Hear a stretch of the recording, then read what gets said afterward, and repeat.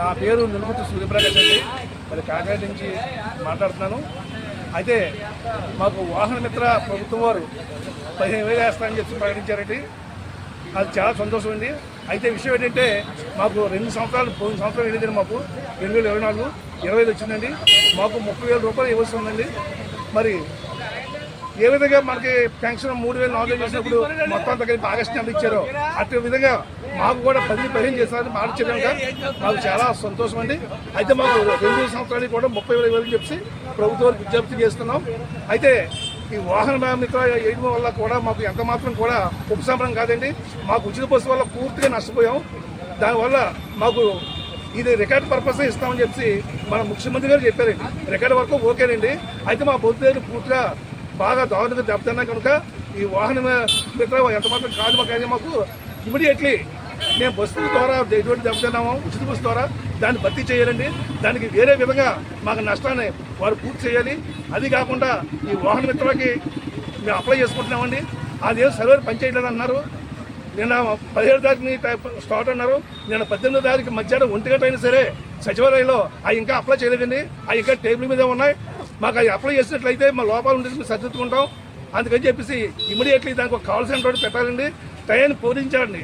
ఎందుకంటే 17, 18, 19 3 రోజుల్లో ఎంత మాత్రం కూడా పనులు పూర్తవ్వండి. ఇంతవరకు సచివాలయంలోనే ఎవరు కూడా మూవలేదండి. అందువల్ల ఇమీడియట్లీ కూడా మన టైం పొడిగించి దీనికి ప్రత్యేకమైన కౌంటర్ పెట్టి మమ్మల్ని అందరూ కూడా మరి ఆదుకోవాలని చెప్పి ప్రభుత్వాన్ని కోరుకుంటున్నాం. నమస్కారం. ఫ్రీ బస్సు అయితే మాత్రం కాకినాడ సిటీ ఆర్డినెన్స్ సెక్రటరీగా పనిచేస్తున్నాను.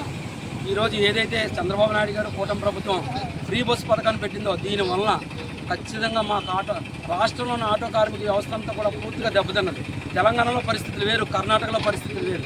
అవి మెట్రోపాలిటన్ సిటీస్ కాబట్టి అక్కడ విహార కేంద్రాలు ఇవన్నీ ఉంటాయి కాబట్టి ఎక్కువ మంది జనాభా అటు ఇటు తిరుగుతారు కాబట్టి వారికి ఆన్లైన్ వ్యాపారం కానీ ఇదంతా కూడా బ్రహ్మాండం జరుగుతుంది.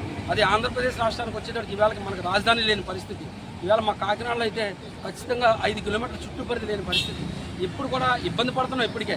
అలాంటి ఫ్రీ బస్ వచ్చాక పూర్తిగా మేమంతా కూడా నాశనం అయిపోయామని చెప్పేసి ఈ సందర్భంగా తెలియజేస్తున్నాం.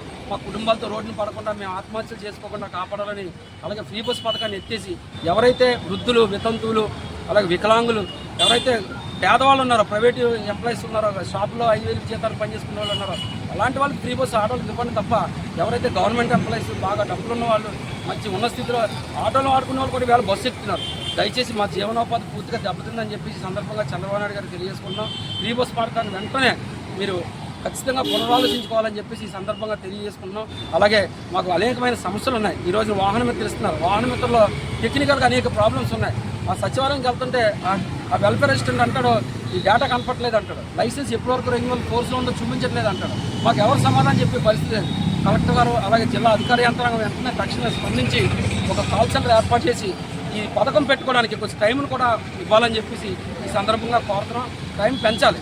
ఏదైతే 2 రోజులు ఇచ్చారు 17, 18 వేలతో లాస్ట్ అంటున్నారు. ఇంకా చాలామంది డబ్బులు లేక ఆర్థిక పరిస్థితి బాగోక బ్రేకులు చేయించుకోలేదు, లైసెన్స్ రెన్యువల్ చేయించుకోలేదు. పథకం పెడదామంటే సర్వర్ పనిచేయట్లేదు. ఇవన్నీ రిపేర్ చేసి మాకు టైం ఇచ్చి ఖచ్చితంగా ఫ్రీ బస్సు పథకాన్ని ఎత్తేయాలి. అలాగే టెక్నికల్గా వస్తున్న ప్రాబ్లమ్ సాల్వ్ చేయాలి. ఇవే కాకుండా ఆటో కార్మికులకి భయంకరమైన పరిస్థితులు ఉన్నాం. పర్మిట్ కట్టుకోవాలంటే 600 రూపాయలు లేని పరిస్థితులు ఉన్నాం. కానీ 10,000 రూపాయలు గవర్నమెంట్ ఫైన్ రాస్తుంది. అలాగే రెన్యువల్ చేయించుకోలేకపోతున్నాం. ఒక 1000 రూపాయలు పెట్టి రెన్యువల్ చేయించుకోలేకపోతున్నాం. రెన్యువల్ చేయించుకోకపోతే 5,000 రూపాయలు ఫైన్ రాస్తుంది. అలాగే మాకు అనేకమైన సమస్యలు ఉన్నాయి. ఫైనాన్స్ వద్ద నెలకి 8 నుంచి 10,000 రూపాయలు వాయిదాలు కట్టి బాధపడుతున్నాం. ఇవాళ ఇంటర్లు కట్టుకోలేకపోతున్నాం, కరెంటు బిల్లు కట్టుకోలేకపోతున్నాం, ధరలు అధికంగా ఉన్నాయి. ఎలాగైనా సరే పిల్లలు చదివించుకోలేకపోతున్నాం.